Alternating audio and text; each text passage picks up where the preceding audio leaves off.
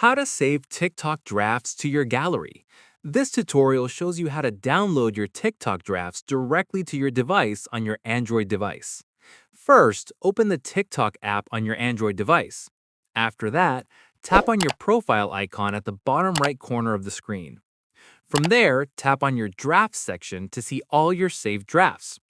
At this point, find a draft you want to save and tap on it to open it. In the next step, tap on Next to proceed to the posting screen. Following this, tap on Who can view this post and change it to Only Me so the video won't be visible to anyone else.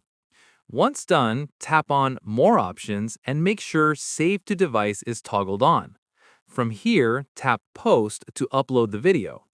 At this stage, once the video finishes posting, it will automatically be saved to your gallery at the same time. Finally, after confirming the video is saved in your gallery, you can go back to your profile and delete the post from your feed, since it was only posted for yourself. And that's it. If this TikTok guide helped you save your drafts to your gallery, give it a like, subscribe for more TikTok tutorials, and tap the bell icon for updates. See you in the next one.